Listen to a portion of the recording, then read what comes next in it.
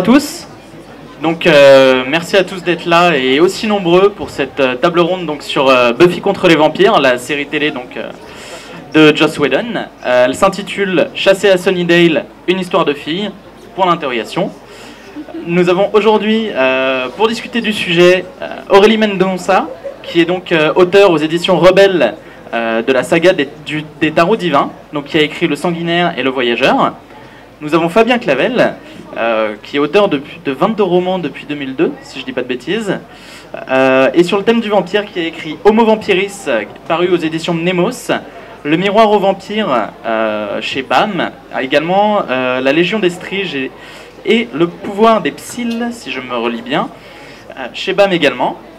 On est rejoint également par Marika Gallman, donc auteur de la saga Maevregan chez Brajlon, paru depuis 2011, donc qui comprend 5 tomes. Donc Rage de dents, Dents pour dents, La dent longue, À pleines dents et Sur les dents. Refusé dans Et ils ont... D'accord. Et donc Sophie Daba, auteure notamment de l'essai Bitlit, paru chez les Moutons électriques, qui donc parle de la littérature vampirique de manière générale. Le prochain, ça sera dans Drobat. La série est malheureusement. Alors, je vais commencer avec une question assez générique, un peu pour introduire tout ça et vous présenter par la même occasion. J'ai envie de vous demander quel est votre vécu personnel avec la série Buffy et comment est-ce que vous l'avez découverte? Moi, je pense que je l'ai découvert un peu comme tout le monde avec la trilogie du samedi, quand elle passait sur M6. Ouais, c'était quelque chose que je regardais tous les samedis. C'était vraiment la série avec Charmed que je pouvais pas rater parce que sinon c'était la guerre chez moi, quoi. Fallait absolument que je regarde ça. Et je pense que j'ai beaucoup accroché. C'était la première fois où je voyais vraiment une héroïne à laquelle je pouvais m'identifier sans qu'elle ait besoin de personne comme ça. Elle pouvait vivre toute seule. Et du coup, voilà, j'adorais. C'était ma première immersion avec les vampires aussi. Et voilà, M6. Alors moi aussi effectivement je l'ai vu avec la trilogie du samedi, mais à cette époque-là j'étais en classe prépa et ça me faisait du bien de penser à autre chose qu'à des analyses littéraires. Et donc je regardais Buffy. Et je dois avouer que je ne l'ai pas regardé pour des raisons tout à fait avouables. Moi c'était à cause de Cordelia que je regardais la série au début. Voilà, et j'ai continué après pour le reste, mais je me souviens très bien, c'est l'épisode où toutes les filles sont amoureuses d'Alex. C'est un des premiers que j'ai vu et je me suis dit putain, Cordelia elle est vraiment pas mal, parce qu'elle a une super robe très moulante dans cet épisode. Ça m'a marqué, donc j'ai continué la série. Puis après je l'ai montré à ma femme, il a fallu du temps pour adhérer. Elle m'a dit mais qu'est-ce que c'est que ce truc? Je lui ai dit mais non mais regarde dans la durée, les épisodes qui suivent, les thèmes qui se répondent. C'est là que l'hypocagne m'a été très utile en fait. Et j'ai réussi à la convaincre et elle a fini par me suivre. Bon alors, j'ai aussi découvert Buffy dans la trilogie du samedi soir sur M6. Et c'était regarder avec ma meilleure amie. Quand on n'arrivait pas à regarder ensemble, on s'appelait juste après l'épisode pour se dire oh mon dieu, putain mais Riley, qu'est-ce qu'on le déteste. Et il est inutile. Oui, mais alors chaque année je me refais un marathon Buffy où je regarde tous les épisodes. Et c'est vrai qu'en grandissant, en voyant ce pauvre Riley, j'ai plus la même opinion qu'à l'époque. Mais quand c'était diffusé et puis qu'on venait de rencontrer Riley, c'était genre mais Et mon premier souvenir de Buffy, c'est Spike dans sa voiture. Enfin voilà, moi j'ai toujours été une partisane de Spike et pas d'Angel. Et voilà quoi. Et c'est. D'accord. Je n'ai pas découvert Buffy le samedi soir sur M6 parce que mes parents m'avaient interdit de le regarder. Donc du coup, mes super copains m'ont fait des soirées rediffusion. On a fait des soirées rediffusion et c'est lors de ces soirées rediffusion que j'ai découvert celui qui est mon mari maintenant. Donc il s'est tapé l'intégrale de Buffy. Voilà, il a refusé Angel parce qu'il n'est pas fan d'Angel, mais il est devenu fan de Buffy. Et j'adore l'épisode, le début où Spike descend de sa voiture au son d'une grosse musique métal et quelques saisons plus tard, il se vautre de sa voiture au son de la même musique et c'est génial. Voilà, j'aime Buffy. Merci beaucoup. Du coup, là, je vais poser une question un peu plus généraliste, justement sur... tout le monde n'a pas découvert Buffy de la même manière. Moi, j'ai envie de vous demander dans quel contexte s'est inscrit la sortie de la série. C'est-à-dire, selon vous, quelles sont ses influences également quelle influence elle a eue dans la production cinématographique, série ou littéraire de nos jours. Et écoutez, je vous laisse choisir s'il y a quelqu'un qui veut prendre la parole. Il est volontaire. Oui, alors sur l'influence de la série, je sais pas, c'est-à-dire que ça a mis en lumière le genre qu'on appelle la bitlit, effectivement avec des personnages féminins forts, ce qui a été complètement détruit par Twilight après, mais en gros l'idée c'est ça, c'est-à-dire le pouvoir aux femmes. La saison 7 est vraiment explicite là-dessus, hein, c'est une série féministe ouvertement. Ça introduit des personnages gays, très visibles, c'est pareil, c'était très nouveau, hein, quand Tara apparaît, on est vraiment surpris, et ça fait partie d'ailleurs, même physiquement, elle est inhabituelle, hein, c'est pas un personnage qui a un physique habituel, il a d'ailleurs refait la même chose avec Dollhouse, avec le personnage de November, je crois, je sais plus comment elle s'appelle, la voisine sympa. Et voilà, donc l'influence, elle est importante sur des thèmes comme ça qui ont pu être présentés, auxquels les spectateurs se sont attachés, et que du coup, à mon avis, d'autres ont voulu reproduire. Là, en ce moment, ça va un peu à l'inverse de la question, mais je suis en train de regarder X-Files, et je me suis rendu compte qu'il y a une influence qui est très très grande, notamment on retrouve énormément de collaborateurs d'X-Files dans Buffy, par exemple Manners, qui est un des réalisateurs très fréquents d'X-Files. On le retrouve après dans Angel aussi. Et il y a plein d'auteurs, David Greenwald, il apparaît aussi. Et il y a des thèmes. Je pense que Scully a influencé le personnage de Buffy d'une certaine manière.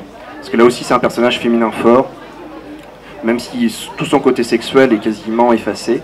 C'est-à-dire il la montre en petite tenue dans le premier épisode, histoire à mon avis de contenter les producteurs en disant ah va y avoir du sexe, ou va y avoir une tension sexuelle entre les personnages, et puis après zob, hein. Et quand elle couche c'est trop tard, on n'a plus du tout envie. Voilà, et donc voilà, pour des influences précises, j'ai pas d'idée particulière. Pour l'influence, maintenant on va dire sur le courant de la bitlit, ce que je dirais c'est que, à part Cordelia, ce qui nous a tous plu dans Buffy, c'était que pour une fois c'était une femme qui s'occupait d'elle-même, qui déjà s'occupait d'elle-même et qui défendait les autres, et qui s'occupait d'un travail qui est normalement laissé aux hommes, et que c'était pas une demoiselle en détresse qu'on devait sauver, et que la plupart du temps quand on a des femmes dans des rôles importants, c'est quand même le rôle de la douce Marianne qui se fait sauver par Robin des Bois ou Bella. Et donc là quand même, même si c'était pas la première, même si c'était pas la première fois, c'est la première fois qu'il y a eu un succès de pop culture à ce point-là, où justement la femme avait le pouvoir et défendait les autres, en plus de savoir ce qu'elle voulait et de vivre sa propre vie. Mais en plus, dans ce qu'il y a comme thème et qui l'a rendu, qui l'a tellement ancré, c'est que Buffy vit quand même des choses qui sont terriblement humaines. Il y a il y a tellement d'exemples. Il y a les ruptures quand elle rompt avec... c'est quoi, c'est dans la saison 2 qu'elle sort avec un... Elle sort avec un garçon qui couche avec elle, ou la 3, il couche avec elle et il la rappelle jamais. Bon, ça nous est pas tout arrivé, mais on sait tout ce qu'on ressortirait... Ah oui, c'est peut-être la 4. Ouais, oh, c'est bon, oui. Oui, Ray. Ah, je me souviens pas. Oh là là, c'est pas comme si je les avais vus 20 000 fois, en plus. C'est bon, maintenant j'ai honte. Sa mère meurt, et il y a plein de... Et elle a que des choses, et c'est un des épisodes les plus atroces. Quand les choses les plus atroces qui se passent dans Buffy, c'est la vraie vie, c'est pas... Et c'est ça qui... Oui, quand elle bosse dans le... Oh là là. Et qu'elle peut pas... Et c'est vraiment ça qui l'a tellement ancré, et qui fait, à mon avis, que la bitlit a du succès, parce que c'est la vie de tous les jours, mais il faut payer ses factures, et en même temps, il faut sauver le monde. Et donc, dans les influences... voilà. Bon, ben Marika a tout dit. Pour les influences de Buffy, pour moi, Buffy, alors c'est une des premières séries féministes. Et je crois que Joss Whedon, justement, toutes ces séries sont essentiellement féministes. Parce qu'il y a Dollhouse, mais il y a aussi Firefly. Et c'est toujours des femmes très fortes, avec plus ou moins des mecs à côté. Mais bon, je dirais pas qu'on pourrait s'en passer, mais c'est pas eux qui portent la culotte, hein, soyons honnêtes. Et par contre, Buffy, pour moi, la grosse référence de Buffy, c'est Alien. Pour moi, Sigourney Weaver et Buffy, c'est je ne dirais pas que c'est les mêmes, mais c'est deux femmes fortes qui font passer leur survie avant tout et qui survivent malgré tout ce qu'on leur envoie à la gueule. Et Buffy, c'est la première histoire de Beat It, et ce que disait Marika, c'est effectivement des personnages humains qui vieillissent au fil des années avec les spectateurs, qui vivent les choses du quotidien, qui ne sont pas non plus des reines de beauté ou des super génies, qui sont comme Cordelia ou comme Willow qui est super intelligente. C'est des femmes banales, qui ont juste un truc qui fait d'elles des élus, mais c'est des femmes banales, à qui il arrive des choses banales. Et malgré tout, elles doivent payer leurs factures, régler les querelles de voisinage, aller chercher les gosses à l'école ou bosser, avoir un boulot de merde des fois. Mais elles doivent aussi sauver le monde et avoir une vie sociale. Et bien ça, c'est pas facile, parce que nous, on n'y arrive pas, et elles non plus, mais elles y arrivent quand même. Et donc, c'est un peu la référence en Beat It, et pour beaucoup de gens aussi, parce qu'elles n'attendent pas le prince charmant.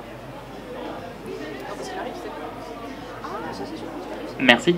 Aurélie, un mot à dire Non, ce que je vais juste rajouter, c'était que surtout ce qui marque aussi, c'est que généralement quand on voit des femmes fortes qui ont un très très très fort caractère, elles sont toutes seules. Et là finalement Buffy sans ses amis, c'est pas qu'elle fait pas grand chose, mais finalement elle trouve sa force aussi dans l'amitié et elle ferait tout pour ses amis et du coup elle n'est pas toute seule. Et c'est ça aussi qui, je pense, a beaucoup plu dans la série. Voilà. C'est tout à fait vrai, j'y avais jamais particulièrement pensé. Ça m'amène à un autre, justement, on a parlé de Beat It, on a parlé des influences, et justement en France, et maintenant, alors l'éditeur Milady, maintenant plus uniquement Milady, regroupe un certain nombre d'ouvrages au thème vampirique et qui font partie des héritiers de Buffy sous le terme justement Beat It. Et ma question c'est, est-ce que selon vous, on peut vraiment regrouper l'ensemble de ces ouvrages et leur diversité sous dans une seule et même catégorie? Alors, je pense que Sophie, tu es assez experte sur le sujet. Je ne prétends pas détenir la vérité sur le sujet, parce qu'il y a déjà énormément de débats sur cette question, donc je pense que je ne vais pas y répondre directement. Je vais juste dire que, à mes yeux, n'est-ce pas, la Beat It est un terme fourre-tout qui permet de trouver... Pardon ? Comme les héroïnes de Beat It, oui. Qui permet surtout de réunir certains... Ça permet simplement de réunir des thèmes communs que les lecteurs apprécient, et donc on retrouvera dans tous ces romans. Mais après, ces romans peuvent être très diversifiés et présenter pas forcément des vampires et des loups-garous, mais c'est souvent des femmes fortes, qui sont quand même des femmes banales avec un élément surnaturel, des univers qui sont souvent proches du nôtre avec un peu de surnaturel. Il y a des points communs, mais après, les différences peuvent être tellement énormes que le terme Beat It peut très vite dériver un peu dans tous les sens. Et après, on ne va pas parler non plus peut-être de la différence entre Beat It adulte et Beat It young adulte, parce que là, on va tourner... il y aura une foire d'empoigne peut-être. Mais en tout cas, je pense que c'est un terme très pratique pour trouver des romans qui rassemblent des romans assez fédérateurs sur certains thèmes, avec une certaine diversité aussi. Et hop, je refile le bébé à quelqu'un d'autre. Est-ce que César est là? Non. Ok. J'ai jamais dit ça, mais je déteste le terme de Beat It, qui pour moi est vraiment, donc comme Sophie a dit, un fourre-tout et qui regroupe des choses qui sont très très très différentes, qui sont... donc là je parle surtout de la Beat It qui, genre, comme il est dit, c'est de la Beat It plus sexy, on va dire, qui est essentiellement de la paranormal romance, qui est en fait... pour beaucoup schématiser, hein, parce qu'il y a toujours des histoires et tout, mais c'est une histoire d'amour avec une bête accro. Enfin, avec un loup-garou, un vampire, des psys, je sais pas quoi. Et à côté, il y a l'urban fantasy qui est Buffy, dont on parlait, le monde, payer ses factures, sauver le monde. Et voilà, quoi, c'est vraiment deux choses différentes, mais avec le terme Beat It, on voit beaucoup plus de paranormal romance. Et donc, voilà, exactement, c'est comme Sophie dit, c'est plutôt de la fantasy urbaine, nous. Et je pense que en fait, tout le monde autour de la table, c'est plutôt de la fantaisie urbaine. Mais du coup, je pense que ça regroupe des choses très très différentes. Et si j'avais une baguette magique, je donnerais des étiquettes un peu différentes à des choses plus précises. Oui. Moi j'aime bien les étiquettes. Alors le terme Beat It, il convient ou il convient pas. De toute façon, on a le même problème avec toutes les définitions d'ordre littéraire. Hein. Même si on essaye d'aller plus loin et de définir le genre romanesque, on est complètement coincé assez rapidement, personne n'est d'accord. La fantasy, c'est pareil, qu'elle soit urbaine ou pas. Bon, donc de toute façon, c'est jamais complètement satisfaisant. En même temps, moi, ce qui m'intéresse dans ces cas-là, c'est qu'il y a des codes qui émergent, les codes dont parlait Sophie tout à l'heure, et c'est jouer avec ces codes qui va être intéressant, et qui fait d'ailleurs que, sous la même étiquette, on va retrouver des choses très différentes, puisqu'on va respecter tout ou partie de ce code, en jouant sur un des éléments, etc. Par exemple, Twilight, justement, ça a été de repartir sur la femme forte. Au lieu d'avoir une femme forte et active, on a une espèce de chose géniarde voilà, qui attend justement le prince charmant, à la différence de la plupart des héroïnes de Beat Lit qui ont des pouvoirs magiques, qui se prennent en main, etc. Voilà, et donc ça peut rentrer dans la Beat Lit parce qu'il y a pardon. Excusez-moi, parce qu'il y a un certain nombre de codes respectés. Pas vraiment, bon, j'essaye de me faire l'avocat du diable, mais c'est ces jeux avec les codes qui sont intéressants et amusants. Quelque chose à ajouter ?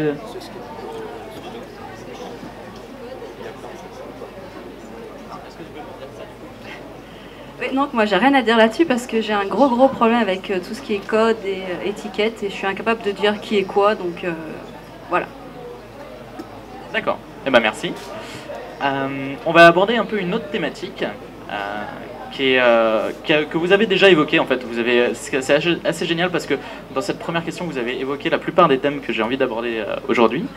Et j'ai envie de vous demander, donc Buffy est une série qui a accompagné son public pendant les 6 années de sa diffusion. Comment est-ce que ça se traduit au cours de la série et qu'est-ce qui a participé selon vous à l'accompagnement d'un public vieillissant et à toujours le garder au niveau ? Perplexité. Alors, du coup, j'ai envie d'embrayer sur autre chose. Donner une petite piste qui est une autre de mes questions. Selon vous, du coup, quelle utilisation fait Joss Whedon de la figure des monstres au-delà de l'adversité physique pure dans sa série ?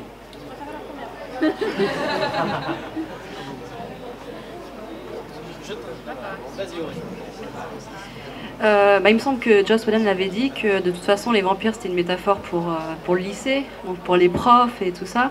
Bon, je pense que c'est vrai qu'au bout d'un moment on avait toujours envie il y avait toujours un prof qu'on avait envie de tuer un petit peu quand on était comme ça. Donc je pense que ce que Buffy vit sur si on met ça dans la vraie vie, on se retrouve dans toutes les situations, quoi. Malgré elle a sa force.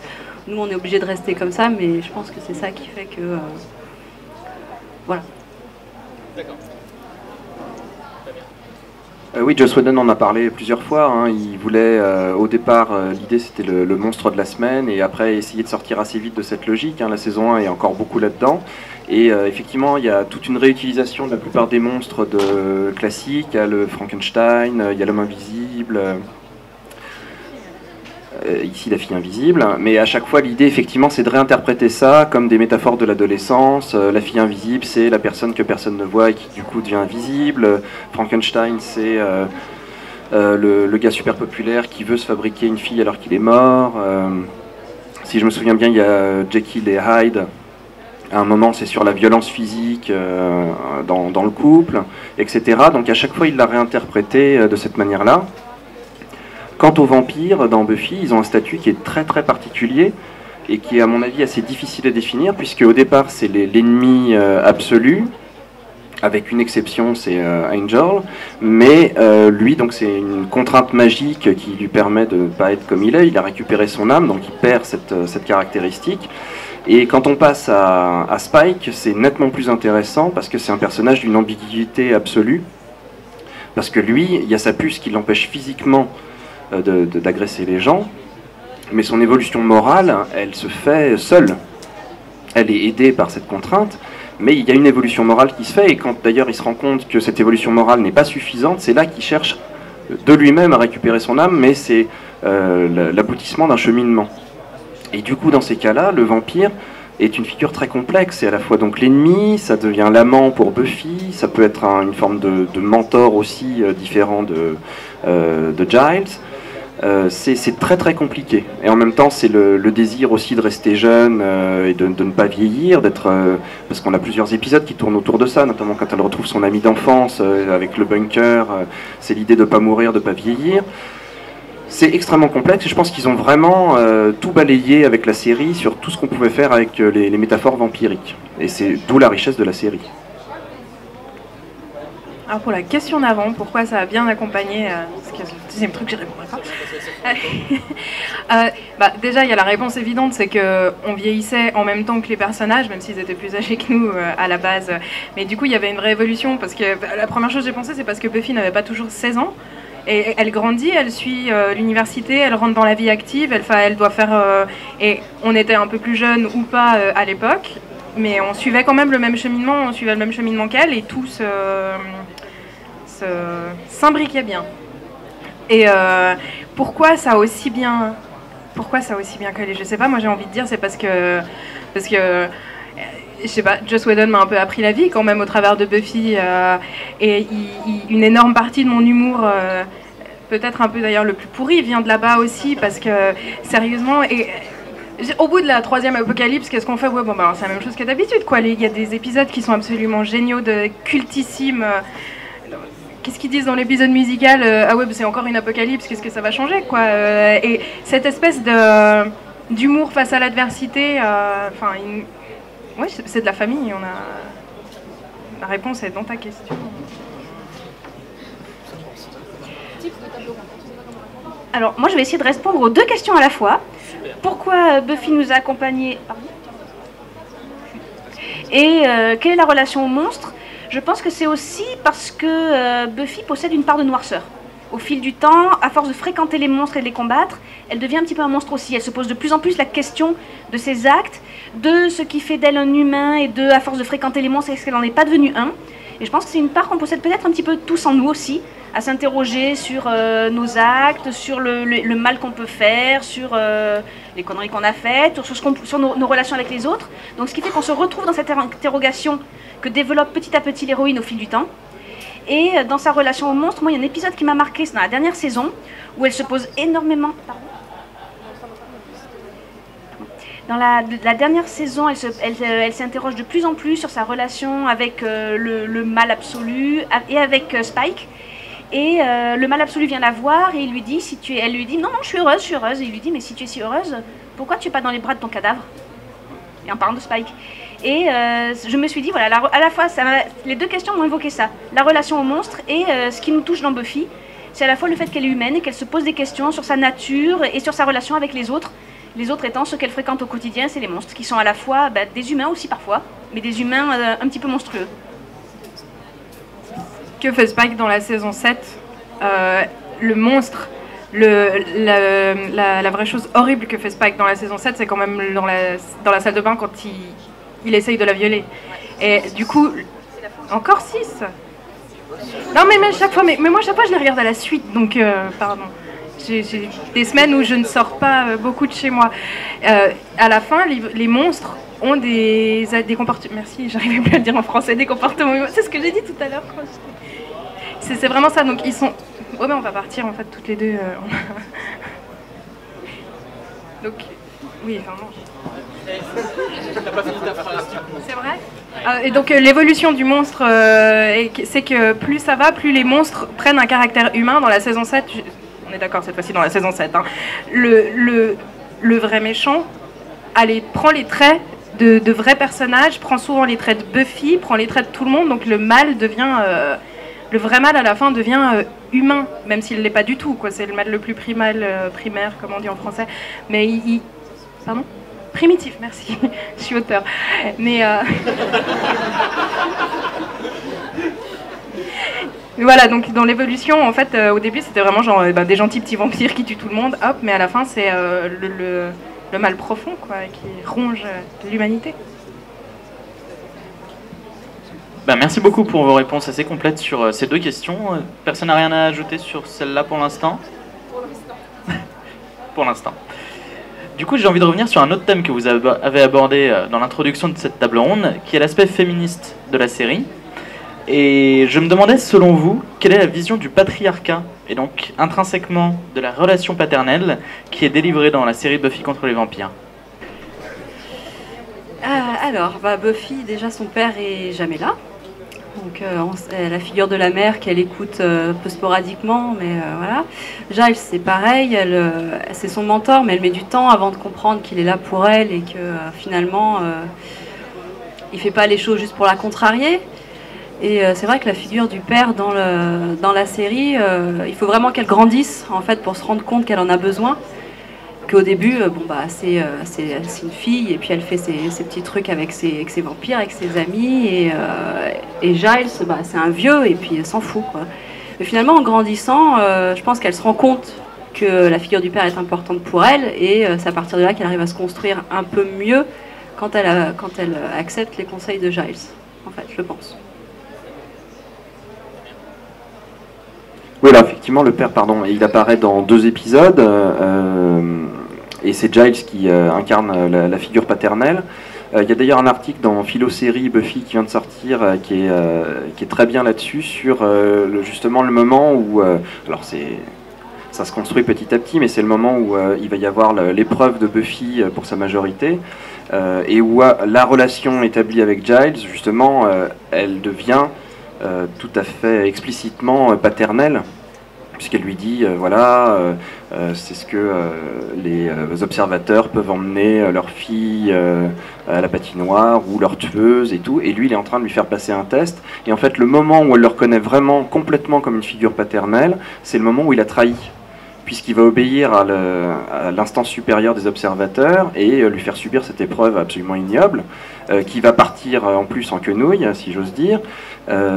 Et donc en fait tout ce qui est ici le rite de passage ne fonctionne pas ou ne repose que sur la trahison. Et donc Buffy va se construire par rapport à l'autorité uniquement dans le refus, en fait. C'est-à-dire elle ne peut plus faire complètement confiance à Giles en tant qu'agent de... Giles d'ailleurs lui se fait dégager des observateurs, etc. Et c'est cette figure paternelle qui est une des formes d'incarnation du patriarcat, mais même s'il n'essaye pas forcément d'être...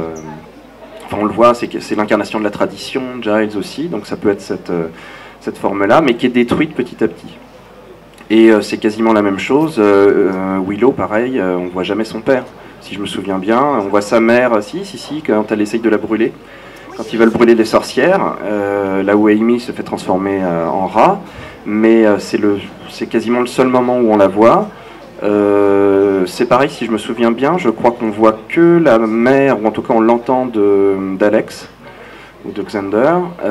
Enfin voilà, les parents, les pères sont particulièrement absents et déficients. Et du coup, il ne reste plus que le pouvoir féminin à mettre en place. Et donc moi j'ai rien de plus intelligent que Fabien à dire, mais comme d'habitude, dit-il modestement, au milieu de femmes. Et en fait, c'est juste pendant que j'y réfléchissais, pendant que Aurélie répondait, c'est que la seule fois où on a une figure paternelle officielle entrée pour Buffy, c'est quand sa mère sort avec Ted le robot. Et donc déjà c'est un truc fonctionnel, un robot.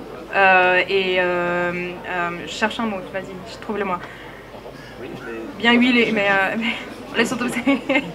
C'est d'automatique, c'est de pas humain qui n'a pas d'émotion, et au final, merci. Et au final, elle doit sauver sa mère du. Il y a des gens là, tu sais, je suis en train de parler. Elle doit sauver sa mère de ce qui aurait pu être une figure paternelle, et puis pauvre Joyce de. Oui, en plus. Alors, il y a un autre épisode pour moi, je crois, dans lequel on voit le père de Buffy, c'est l'épisode où elle est folle. Oui. Il est là, son père. Et on sait toujours pas si... On ne sait toujours pas si elle est folle ou pas, mais une chose qu'on sait, c'est qu'un de ces rares épisodes où on voit le père de Buffy, il est tout à fait d'accord pour la faire interner. Hein. Ouais. Ça fait pas non plus... Alors, le père est tout le temps absent, mais la seule fois où il est là, c'est pas très glorieux comme épisode. Mais c'est pour ton bien. Voilà, c'est pour son bien. Et il y a aussi l'épisode aussi où elle rêve qu'il est là. Où elle fait des cauchemars et elle croit qu'il est là. En fait, c'est le mal qui vient lui rendre visite sous la forme de son père, qui l'a trahi une fois de plus. Donc non seulement c'est une présence paternelle absente, mais c'est une présence paternelle négative. Et en parlant de l'éducation féminine dans Buffy, elle reproduit le schéma de sa mère, après, avec sa jeune sœur, qui n'est pas vraiment sa sœur, mais quand elle en a la charge, elle l'élève, elle est toute seule aussi pour s'en occuper. Donc girl power, quoi. Voilà. Youps. Si vous avez d'autres choses à ajouter, n'hésitez pas. Ok, bon, en tout cas, on a fait un beau tour de la question de la présence paternelle dans Buffy, c'était très enrichissant.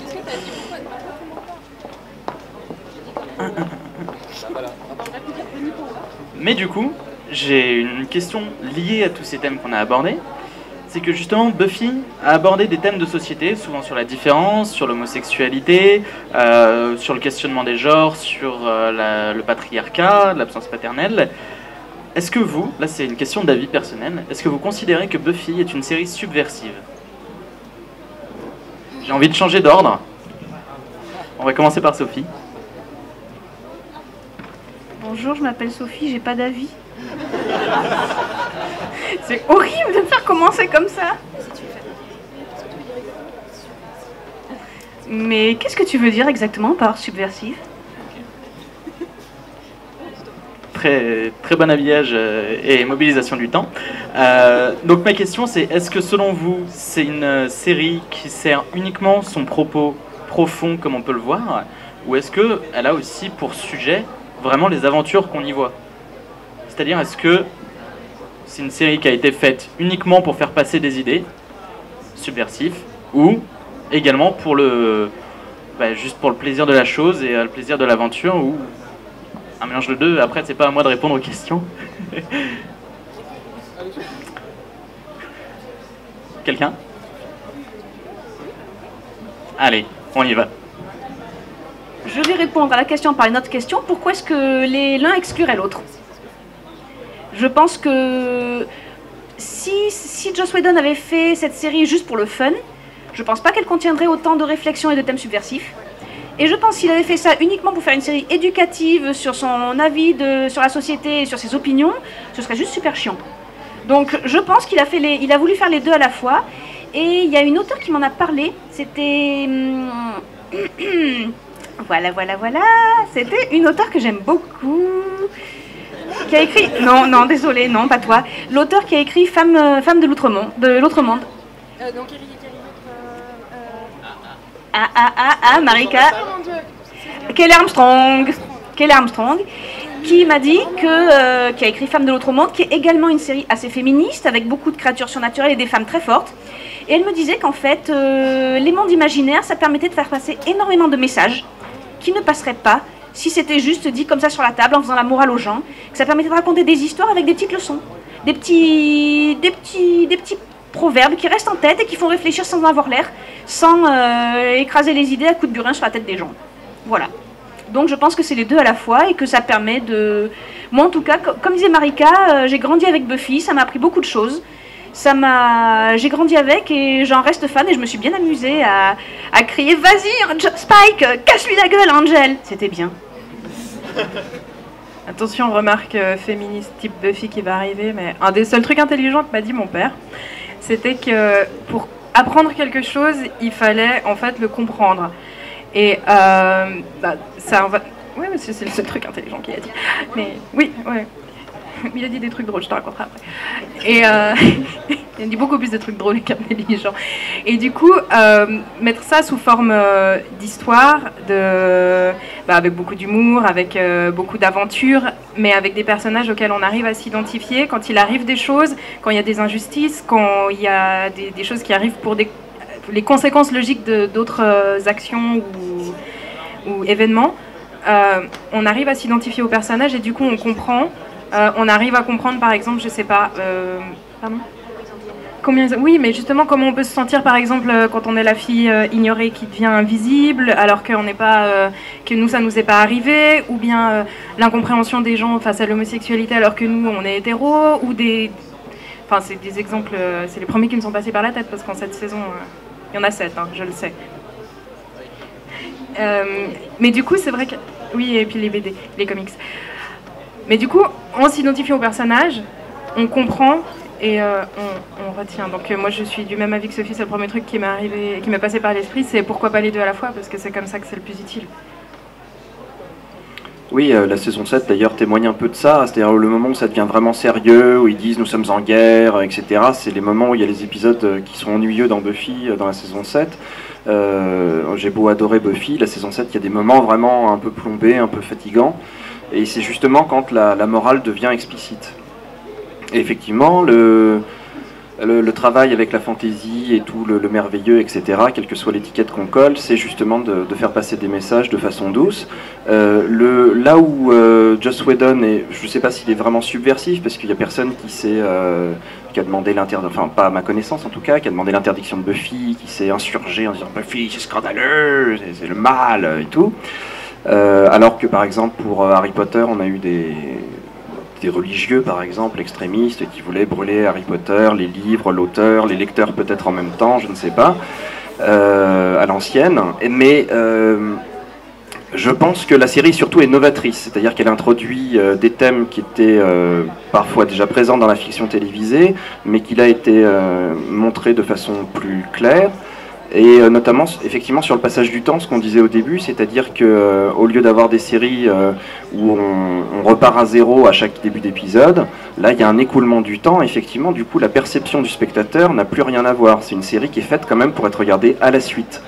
Et effectivement, après l'avoir vue 5-10 fois, on voit comment des thèmes sont annoncés, parfois 2 saisons à l'avance. Et c'est une construction absolument extraordinaire. Buffy, il y a une architecture magnifique d'une saison à une autre, ne serait-ce que dans les symétries des méchants.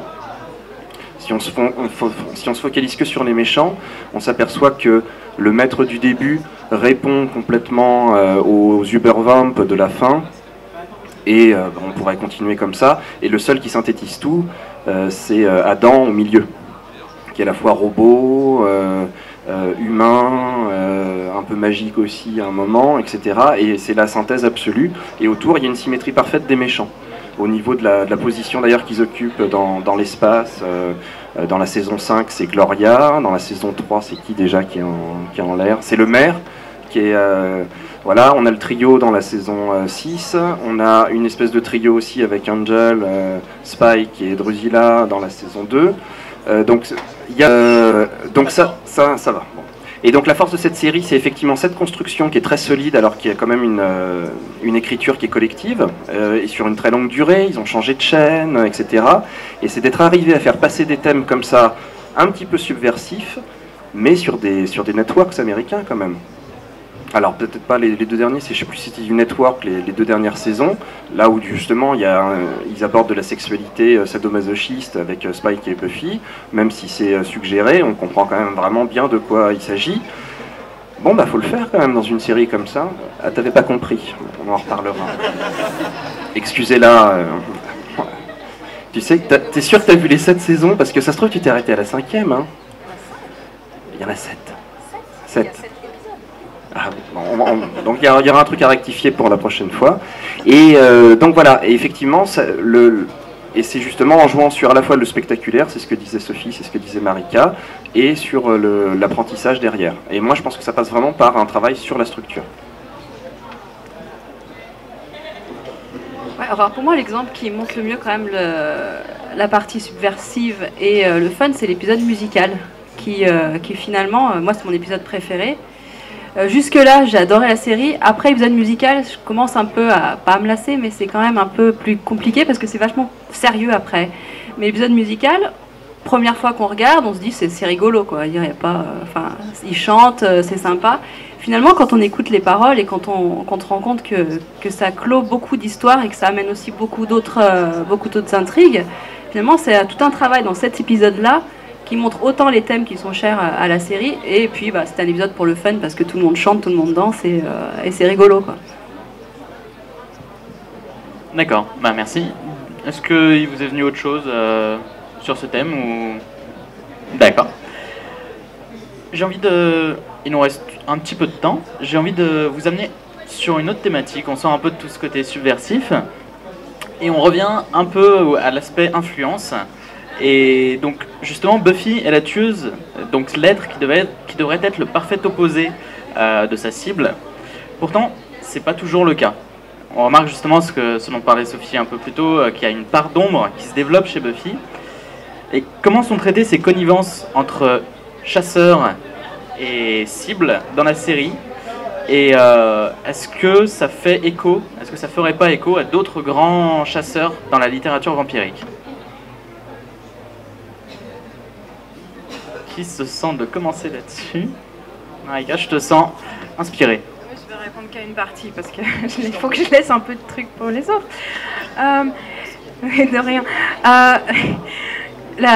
Déjà, le rapport entre Buffy et ce qu'elle chasse, c'est que je pense que pour être un bon chasseur, il faut déjà comprendre sa proie. Et peut-être à un certain niveau, y ressembler. Et enfin, pendant que tu posais la question, que j'ai pas écouté en entier, j'ai pensé à un truc qui est quand même que Buffy est la seule chasseuse qui a vécu aussi longtemps. Les autres vivaient moins longtemps et peut-être qu'au bout d'un moment, beaucoup de pouvoir implique beaucoup de responsabilités, ça commence à peser. Et peut-être que elle change, quoi. Elle devient plus noire, moins... Mais je pense quand même que je n'ai jamais pratiqué la chasse, hein, mais si jamais vous voulez y aller en suivant mes conseils, c'est que pour bien chasser, il faut connaître sa proie. J'allais dire exactement la même chose que Marika en écoutant la question. Je n'ai pas dit ça, non mais oh. Et donc, je n'ai pas chassé, mais tous les chasseurs que je connais, on est quelques-uns, m'ont dit que pour bien chasser, il faut connaître sa proie.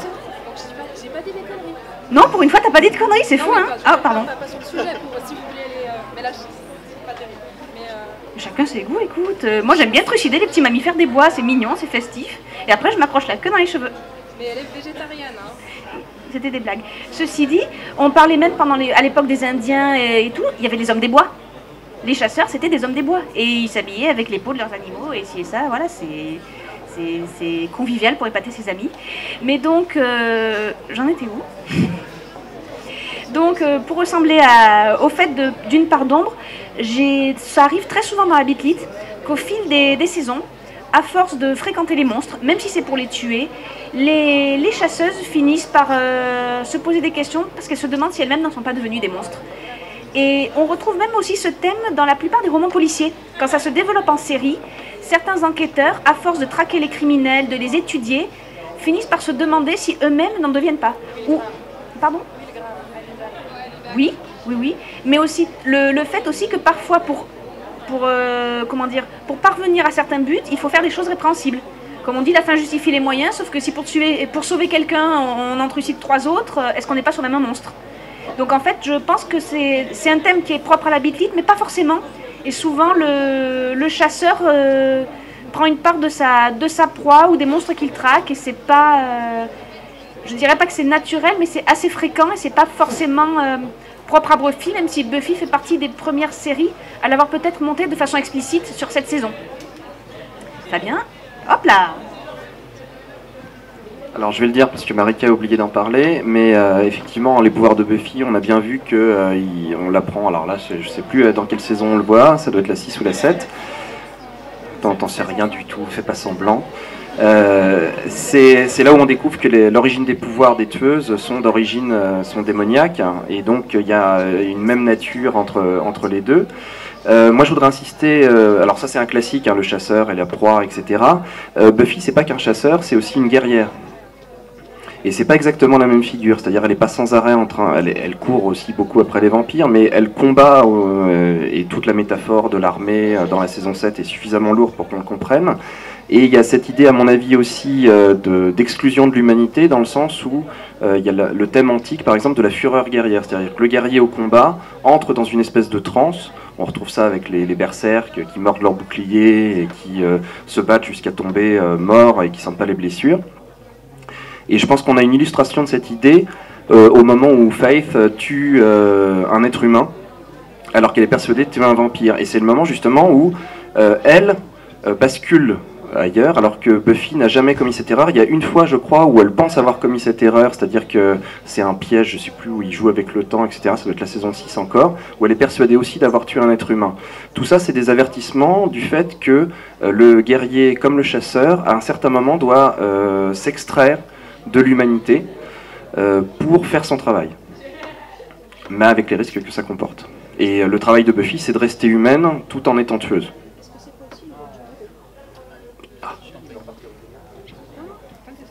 C'était juste une petite réflexion en plus sur le fait de l'exclusion. C'était juste une petite réflexion en plus sur le fait de l'exclusion. À l'époque, il y en avait encore. C'était aussi la position du bourreau. de tuer, mais il était exclu de la société. Il ne devait même pas toucher dans les commerces, toucher les aliments que les autres clients pouvaient toucher. Il était obligé de le faire sans, avec des cuillères ou des objets. Il n'avait pas le droit de les toucher pour ne pas les contaminer. Lui, Dieu et nous seuls pouvons. C'était il est humain, mais plus vraiment parce qu'il tue. Donc voilà, il y a la fureur guerrière, mais il y a aussi le fait de plus tout à fait humain à côté.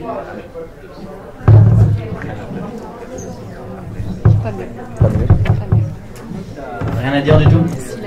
Bon, bah écoutez, on approche de la fin de cette table ronde. Je vous remercie vraiment de tout ce que vous avez apporté, même si je suis désolé de vous avoir un peu coincé parfois. Peut-être que la prochaine fois j'enverrai mes questions à l'avance, que vous y réfléchissiez. J'ai envie de finir sur quelque chose de beaucoup plus basique. Pour conclure sur une bonne note, c'est ce que vous préférez dans Buffy, votre personnage, votre arc, votre épisode préféré. Tout simplement. Moi, c'est l'épisode musical. Il n'y a pas photo, je veux dire, je peux le regarder 25 fois, j'ai la bande originale dans la voiture, enfin, je connais les paroles par cœur, c'est juste l'épisode que je préfère sur les 7 saisons. Il n'y a pas photo. Et les personnages, moi, j'aime pas. À l'époque, je n'aimais pas du tout Faith, et puis finalement, quand je l'ai regardée il n'y a pas longtemps, là, finalement, c'est elle qui a le parcours le plus intéressant, et finalement, c'est elle aussi qui est mon personnage préféré maintenant. Oui, sans originalité, c'est effectivement l'épisode musical. Et pour voir à quel point c'est supérieur, par exemple, à ce qui a été fait dans Xena la guerrière, parce que je regarde Xena la guerrière aussi. J'aimerais qu'il n'y ait aucun commentaire là-dessus. Je vous remercie. En fait, l'épisode, et ça aussi c'est dans le philo-série que je l'ai appris, l'épisode muet qui est dans Buffy, au départ ça devait être l'épisode musical, et ils ont décidé de le déplacer parce qu'il venait d'y avoir cet épisode musical dans Xena. Or, dans Xena, l'épisode musical n'apporte rien d'un point de vue dramatique. Alors qu'effectivement, dans Buffy, on a vraiment la révélation de tout ce qui était caché à ce moment-là. Et donc, ils ont vraiment réussi un épisode quasiment parfait, parce qu'il y a évidemment un jeu aussi sur des plans séquences, notamment en ouverture, etc. Ils ont réussi donc à utiliser un démon qui est à l'origine de cet événement, mais à chaque fois évidemment ça fait avancer l'action. C'est pas juste en train de danser en disant je danse, je chante, etc. Il se passe rien. Si l'action avance, tout est révélé, ça va avoir des conséquences pendant très longtemps après. Donc c'est un chef-d'œuvre absolu. Et je vous chante pas de chansons, mais de la chance.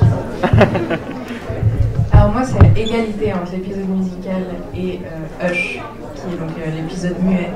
C'est rigolo d'ailleurs que les deux meilleurs épisodes de la série soient quand même un épisode muet et un épisode musical. Ils sont quand même un peu l'antithèse l'un de l'autre.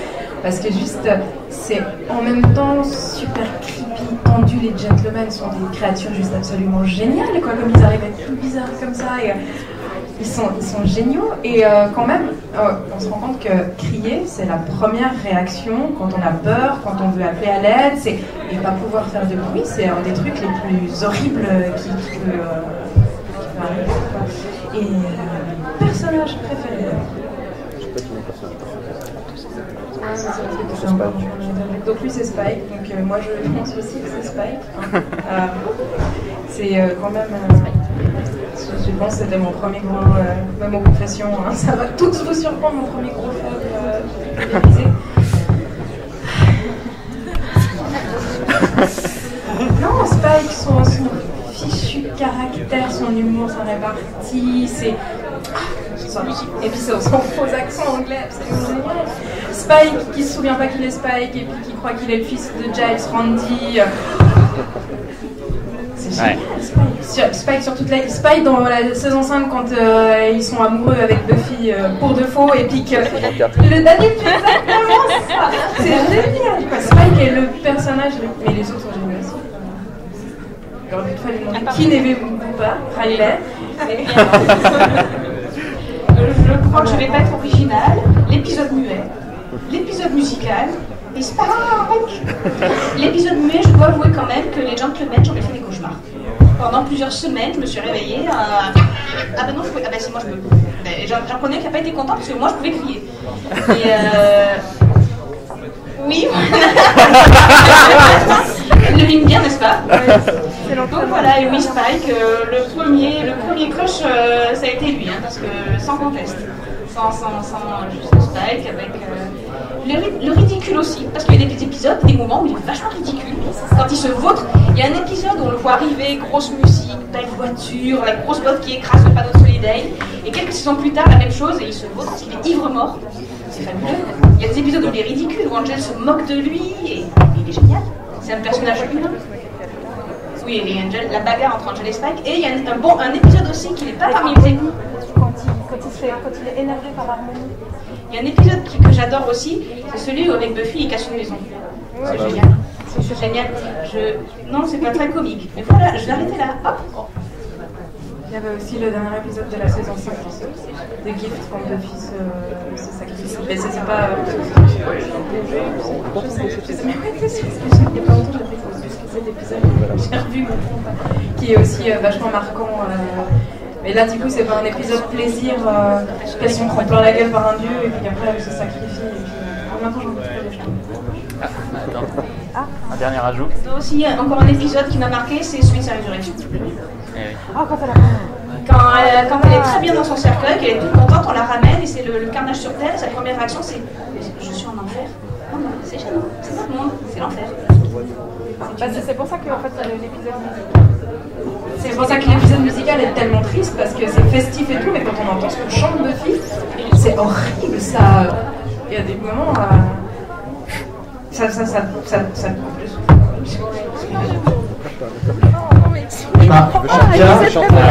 Aurélie, Fabien, Marika et Sophie, je vous remercie vraiment pour votre intervention.